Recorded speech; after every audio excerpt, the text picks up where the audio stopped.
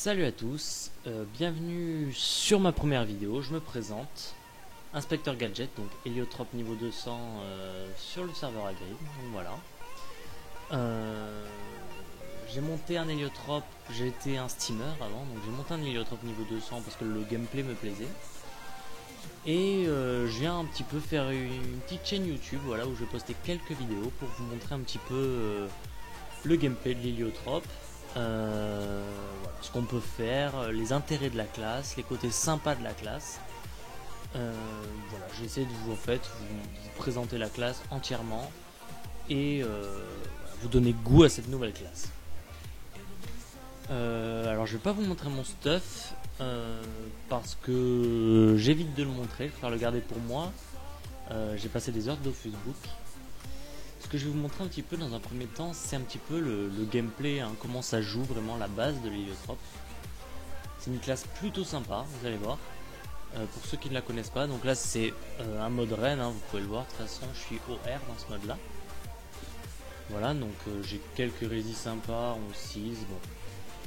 Et voilà, alors héliotrope, il faut savoir que ça joue énormément avec les portails. Voilà, donc le principe en fait c'est de jouer avec plusieurs portails, tout simplement comme ceci. Et vous allez voir, si je tape là par exemple, ça va ressortir de l'autre côté et on voit les dégâts, la prévisualisation des dégâts qui nous montre un petit peu les dégâts que je réalise. Voilà, donc c'est plutôt super sympa. Voilà. Là, après l'intérêt c'est de fermer les portails pour pas qu'en fait notre ennemi les utilise. Et voilà comment ça se passe. C'est plutôt sympa, hein. Faut savoir que les portails augmentent les dégâts des sorts, donc ça c'est relativement cheaté. On verra si dans une future mise à jour ils nerferont la classe ou pas, c'est possible, hein. Moi qui joue héliotrope, je trouve un petit peu abusé l'augmentation en fait que les portails apportent aux dégâts et même aux soins, hein. Faut savoir que c'est une classe qui peut se soigner, je vais vous montrer ça par la suite. Mais je trouve quand même que le bonus apporté par les portails sont quand même très importants. Plus on a de portails, donc plus on va pouvoir taper. Voilà. Avec un maximum de 4 portails. Voilà, si j'en pose un, vous voyez, ça annule forcément le premier. Si vous voyez les chiffres, voilà, qu'on peut voir. Par exemple, le 4 qui est sous mon curseur. C'est l'ordre en fait des portails. Il faut savoir que là, par exemple, quand j'ai 4 portails, si j'en enlève un, ça va enlever en fait le premier en priorité. Ensuite le deuxième, ensuite le troisième et ensuite le quatrième. Par exemple là, le portail numéro 1, si j'en pose un là, voilà, ça va l'annuler. Et donc du coup le numéro 2 va passer de numéro 1 en numéro 1, etc. Ce qui est sympa également, c'est qu'on peut poser un portail dans un portail. Voilà, vous voyez la prévisualisation, c'est-à-dire que le portail va sortir là-bas. Voilà, c'est plutôt sympa. Et voilà, et ça vous permet par exemple de taper directement. Et vous voyez toujours les dégâts qui sont considérables. Voilà, un petit CC ça serait mieux. Voilà. Autre chose au niveau des portails, alors je vous fais un petit peu, je vais peut-être un peu vite, hein, mais c'est synthétique et efficace. Si vous voulez les portails, ouais, là vous voyez en bleu entre portails un trait qui se trace, c'est l'ordre des portails. C'est-à-dire que là si je clique sur celui-là, voilà, on voit que ça rentre par le 3 et ça sort par le 4. Là, si je vais là, vous allez vous dire pourquoi ça va au 3, ensuite au 1, ensuite au 2. Parce que ça va en fait, si vous voulez, au portail le plus proche. Tout simplement. Voilà. Ça va au portail le plus proche. Par exemple là, si je clique sur celui-ci, ça va d'abord au 3, puisqu'il est qu'à 2 cases. Le 2 étant à 4 cases, ça va d'abord au 3. Ensuite, ça va au 4, car il est plus proche. Et ensuite, au 2. Tout simplement. Donc en fait, il faut calculer, si vous voulez, en fonction des portails qui s'enlèvent. C'est-à-dire que si j'enlève ce portail là, forcément ça va influer l'ordre. Regardez, tout simplement. Ce que je vais faire, c'est que je vais placer un portail à travers ce portail, donc ça ressort de l'autre côté. Et regardez,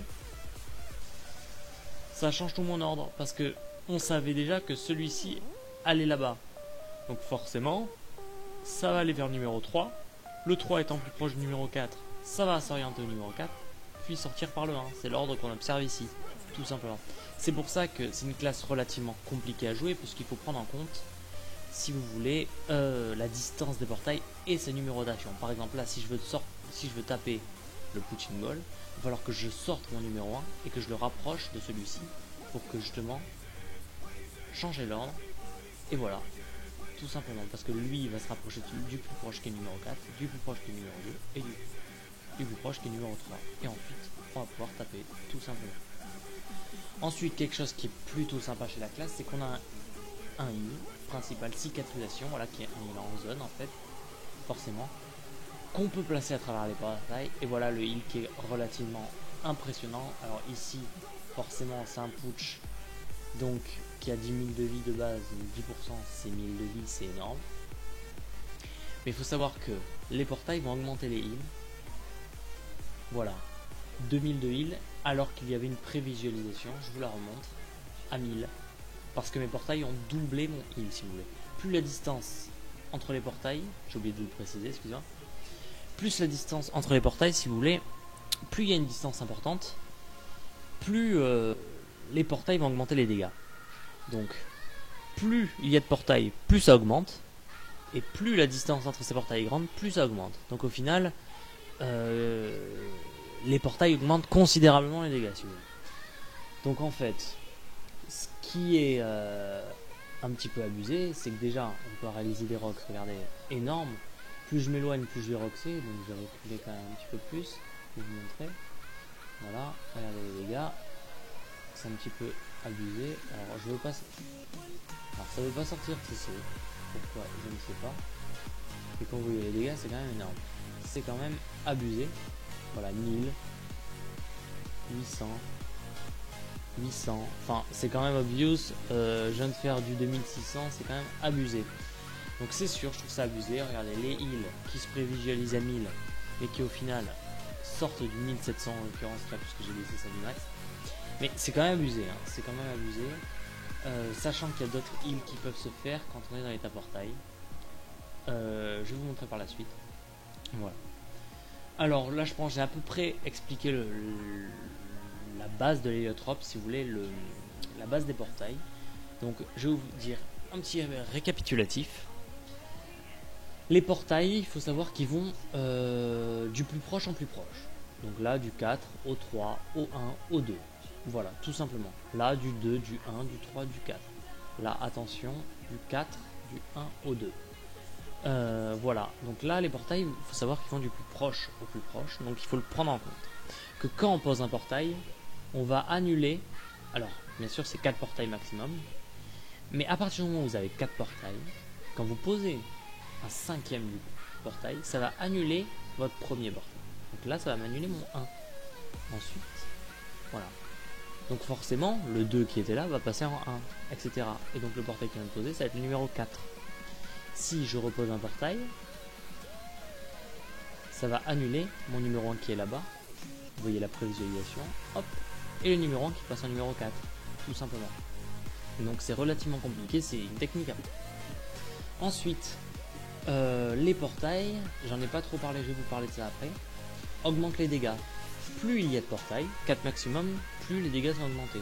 Donc là j'en ai 4. Il faut savoir qu'au niveau 6, c'est plus 25% de dégâts. Donc en fait, 4 portails, plus 100% de dégâts, c'est énorme. Dégâts x2. Plus la distance entre les portails est grande aussi, plus les dégâts augmentent. Plus les soins augmentent aussi également. Donc c'est quand même assez abusé. Ensuite, qu'est-ce que j'ai oublié, voilà, de dire. La zone d'effet des portails, la zone d'action. Alors en fait, si vous voulez, la zone d'action des portails est proportionnelle, c'est un petit peu comme un miroir, c'est de la symétrie, hein, à votre position. C'est-à-dire que là, si forcément je tape devant moi, dans le portail, ça va ressortir exactement devant ce portail-là, ici. En fait, si vous voulez, c'est comme si je tapais devant moi, sur le portail. En fait, il faut s'imaginer que moi, je suis le portail, si vous voulez. Voilà, tout simplement. Si je me mets là, par exemple, si je tape, forcément, ça va faire en diagonale là. Donc, imaginons que je sois le portail là. Là, je tape en diagonale de moi, donc je suis là. Hop, ça tape en diagonale, forcément. Regardez, ça tape là-bas. Je tape dans le vide, ça va sortir là-bas, tout simplement. Si par exemple, toujours pareil, si je suis le portail et que je tape là, forcément, ça va ressortir là. Imaginons que je tape à 2 cases de moi, ça ressort à 2 cases du portail. C'est symétrique, tout simplement. Si je me mets là, ça va ressortir ici. Vous allez voir, voilà. parce que c'est symétrique. C'est-à-dire que là c'est un petit peu compliqué à voir. Imaginons que je sois imaginons si vous voulez moi comment ça se passe dans la tête. J'ai mon portail qui est là, je fais 1, 2, une case. Donc là forcément 1, 2, une case. Voilà, faut partir du principe que vous êtes le portail. C'est-à-dire que si je tape là, ça va faire pareil là. Donc on est à 1, 2, 3 cases. Donc imaginons que je sois à cette position là. 1, 2, 3 cases, ça ressort là. Et voilà. Après c'est de l'habitude, hein. C'est pas forcément très clair quand je vous l'explique. Je le conçois, mais franchement, on prend l'habitude et tout. Et ça passe tranquillement. Bon, je vais lui caler un petit heal en fait pour vous montrer aussi que les heals augmentent à travers les portails pour vous le remontrer. Voilà, c'est quand même assez abusé. Voilà, je pense que j'ai à peu près bien fait le résumé. Voilà. Il y a d'autres choses que je vous montrerai à travers des colis, à travers du PVP, parce que je vais vous faire quelques vidéos PVP, quelques vidéos colis assez sympas et d'autres choses qu'on verra par la suite. Et vous allez voir que Heliotrope c'est loin d'être fini, c'est quand même une très bonne classe, très polyvalente, il y a énormément de placements. Voilà, si je tape là, ça rapproche quelqu'un à moi. De même pour la commotion qui attire. J'ai du debuff, regardez, avec camouflé. Là c'est pareil, il y a beaucoup de conditions au niveau des sorts. Beaucoup de conditions. Vous voyez, repousse de 4 cases, enlève 4 PM. Non, là non, mais voilà, il y a la majorité des sorts qui ont des conditions qui s'activent uniquement lorsqu'on est dans l'état portail. Pour l'état portail, pour être dans l'état portail, c'est tout bête. On prend un portail, voilà, entre dans l'état portail, donc c'est un état qui dure un tour. Voilà, on le voit par cette petite icône là. Et forcément, quand on est dans l'état portail, quand on tape un ennemi qui est dans l'état portail, par exemple avec Raillerie, ça va lui enlever 4 PM. Si je tape un ennemi qui est dans l'état portail, par exemple avec point fulgurant, ça va lui le repousser de 4 cases. Et il y a des trucs très sympas, par exemple la commotion, pas la commotion, pardon, le camouflé va debuff de un tour, sachant que c'est cumulable, limite. C'est un sort qui est cumulable, regardez. Moins 1 la durée des effets. C'est plutôt sympa. En gros, l'héliotrope il peut debuff. Il peut pousser avec point fulgure, mais bien évidemment après c'est des états portails. Je vous assure que c'est pas forcément très facile, à part si l'ennemi bien évidemment rentre par lui, c'est très dur, enfin c'est très dur, non mais c'est pas facile de placer un ennemi dans l'état portail, c'est à dire qu'il faut l'attirer dans son portail etc, c'est pas quelque chose de très facile, donc c'est pas des conditions qu'il faut vraiment, enfin faut les prendre en compte, mais c'est relativement dur de jouer en fonction de ces conditions là. Et mais il faut en profiter, c'est ça qui est sympa, c'est pour ça que ça peut être sympa aussi le trop multi-éléments, parce que ça peut être sympa toujours. Par exemple, imaginons que notre ennemi prend un portail, mais c'est toujours sympa de pouvoir le debuff et taper terre tout en exécutant un maximum de dégâts, parce que forcément si on va être full agi on va rien taper. Voilà. Si on veut le repousser, voilà, c'est un côté très sympa de l'héliotrope. L'héliotrope a 3 sorts dans tous les éléments. 3 sorts air, 3 sorts terre, 3 sorts feu. Chacun avec des conditions spécifiques. Faut étudier la classe, je vais pas tout vous présenter dans une première vidéo. Mais voilà, il y a beaucoup de trucs sympas. L'héliotrope, donc comme je vous le dis, a beaucoup de placements, a du heal, a beaucoup de dégâts à travers les portails. Il y a beaucoup d'héliotropes mono-éléments. Moi je joue multi-LM puisque je joue en PVP et que le mono-LM c'est moins sympa je trouve. Mais il y a beaucoup d'héliotrope agi. Vous allez voir beaucoup d'héliotrope agi, full agi. Alors ça fait énormément de dégâts. Ça fait énormément de dégâts. Des héliotrope haut agi, il y en a pas mal. Moi c'est ce que je joue essentiellement. J'ai un petit mode feu. Mais voilà. C'est essentiellement agi et haut. Il y a quelques terres, il y a quelques feux en PVM. Chaque voie a un petit peu, si vous voulez, sa prédilection, si je peux m'exprimer ainsi, en fait, si vous voulez, son côté sympa, quoi. C'est-à-dire que le mode agi va moins avoir de PO, pas de portée modifiable, donc voici la PO max. Le mode haut va avoir de la PO avec affliction. J'ai pas énormément de PO en ce moment. Le côté sympa, voilà, ça va être l'audace, un sort qui n'a pas de ligne de vue. On peut tirer à travers les murs, c'est plutôt cool. Le mode terre va avoir un PO de plus qu'affliction, donc c'est-à-dire thérapie pour 2 PA, donc des dégâts pas énormes, mais c'est toujours sympa pour 2 PA avec une très bonne PO. Donc après, dans le mode terre, on va avoir la thérapie. On va avoir notre commotion, donc il y a un sort qui attire d'une case, c'est-à-dire que si je cible là, ça va attirer par exemple. Ensuite, camouflé, donc, qui est le sort qui débuffe uniquement en état portail, sinon un sort qui fait des dégâts. Alors, je fais toujours des dégâts sympas puisque j'ai mis un mode reine, donc j'ai quelques stats terre forcément. Et ensuite un mode feu, donc le mode feu qui va avoir pas mal de PO avec rayon de Wakfu. Voilà, c'est un sort à 4 PA qui fait plutôt pas mal de dégâts, faut se l'avouer. C'est plutôt sympa pour 4 PA. Il faut bien évidemment une panneau qui rajoute pas mal de PO. Mais sinon, je pense que c'est pas mal. Parce que c'est de la portée modifiable, donc ça peut être sympa. Rayon de Wakfu qui est un sort qui va taper en ligne, comme sur 3 cases. Un petit peu comme comme la flèche enflammée, mais il me semble que c'est 4 cases et ça repousse une flèche enflammée. Mais voilà, le principe c'est une attaque de zone. Et Parasite qui est un gros sort qui fait pas mal de dégâts. Voilà.